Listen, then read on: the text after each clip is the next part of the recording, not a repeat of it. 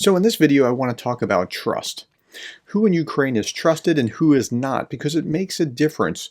Now, corruption has plagued Ukraine for a long time, but according to Transparency International from 2023 to 2024, Ukraine went from one place of 116, and higher number is worse, to 104. So they're moving headlong the right direction. So trust is going to be a tricky thing, but they are working out the problems that they have. Okay, with all that being said, we're going to look at two surveys, or two parts of the same survey.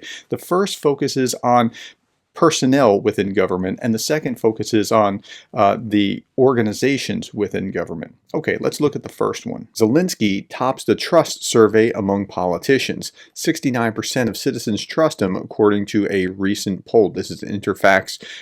It's a legitimate poll from everything that I've read. In second place is the head of the Mykolaiv Regional Military Administration, Vitaly Kim. 58% trust him, and then 54% for Peturla.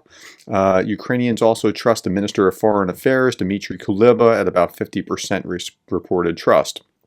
Ukrainians most distrust Tymoshenko at 80%, Arshtrevich 79%, who keeps coming up in article after article as somebody close to the president, and head of the parliamentary group Platform for Life and Peace, Boyko, at 78%. And then you also see a high distrust in leaders of the European Solidarity Party. That's Poroshenko at 70%. MP from the Servant of the People faction, Bazila, at 66%. Head of the Servant of the People faction, Arkamia, 58%. He gets quoted quite a bit too in the press, depending on the sources. And head of the presidential office, Yermak, 55%, and Speaker of the Verkhovna Rada, Stefanchuk, at 50.5%. Now, from everything I gathered, this was a legitimate poll, but the interesting thing to my mind is, so Zelensky is trusted at about 70%. Now, if you go back to March 2022, he was at 90%, and that's the rally around the flag effect. But before the war, he was at just 31%, so if he's at 70% or so right now, that's pretty good.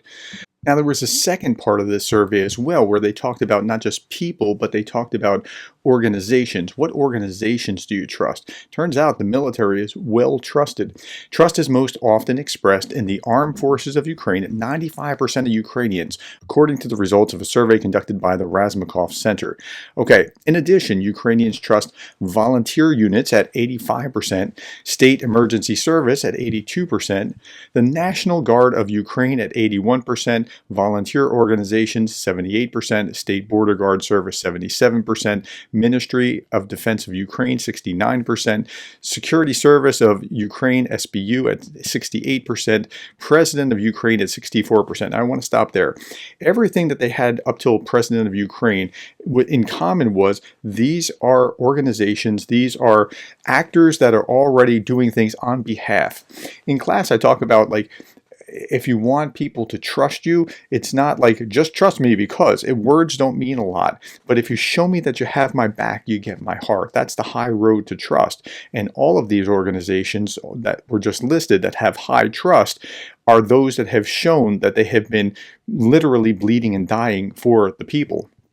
President of Ukraine's office, 64%, the church, 61%, national police at 58%, public organizations at 55%, national bank at 53%. That's the strange outlier to me, is the national bank. But okay, that's fine. It's good that they trust the national bank. Okay.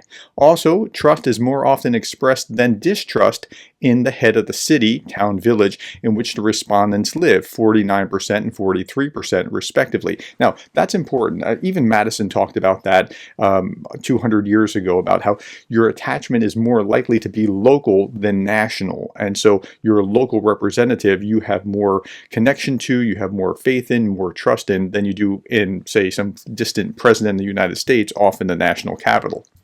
The Ukrainian media, 47% and 43% respectively. And that's an interesting figure in itself, because there's been a lot of talk about how the media, because of being in martial law, is only really giving one side of the story in Ukraine. And that's understandable. You're in martial law.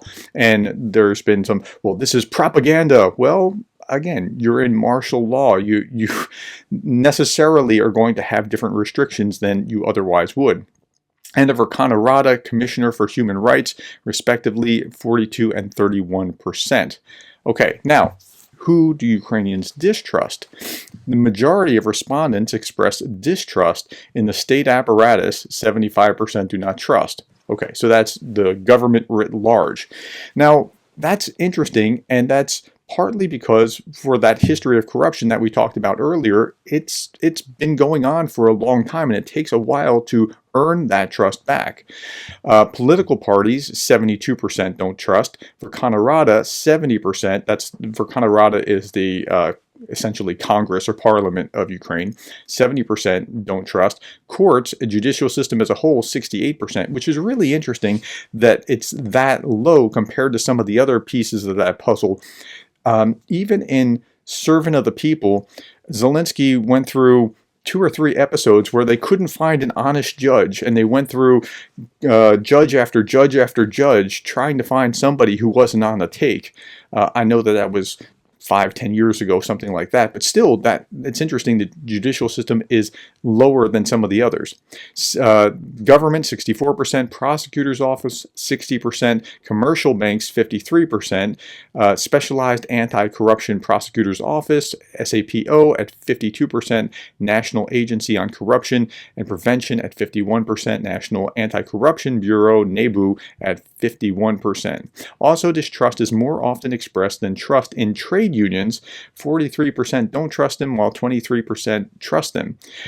Again, that's fascinating too, because the long history of trade unionism in the former Soviet Union, but maybe there's some kind of reaction to that. I don't know. If you understand that, I'd like to understand that myself. Now, I said earlier that the survey, from everything that I could understand, was a legitimate survey. And so here's the background, the nerdy part of this, and before we conclude. The survey was conducted by the Sociological Service of the Razumkov Center from January 19th to January 25th, 2024, as part of the Join In Community Engagement Program, which is funded by the United States Agency for International Development, USAID, and implemented by PACT in Ukraine. So it was a legitimate survey, and it's talking about the type of survey that it was. It was a stratified multi-stage sample using random sampling at first stages of sampling and quota method for selecting respondents at the final stage, which just means that they're trying to have the right numbers of people relative to the population in order to get a solid sample. Okay, 2,000 respondents aged 18 and older were surveyed. The theoretical sampling error does not exceed 2.3%. Now, this told us a lot about who Ukrainians trust, whether we're talking about personnel like Zelensky or whether we're talking about organizations. Now, there was one curious thing about this first survey about among politicians, was that Zaluzhny was off of it. Now, Zaluzhny is a military officer. He's not a politician. So there's a reason why he wasn't included in the first survey, but it would have been absolutely fascinating to know where he ranked. And I don't think that there's a conspiracy keeping him off for that reason. One was dealing with politicians, the other was dealing with organizations within government, but it still would have been interesting to know that. Okay, that's it. Thank you for listening to this. Thank you for sharing your thoughts below. I'm really interested to hear what you have to say, especially about the major players. Thank you for the likes and the shares and the subscribes, and thank you for the coffees, and thank you for being the kind of person that cares about Ukraine.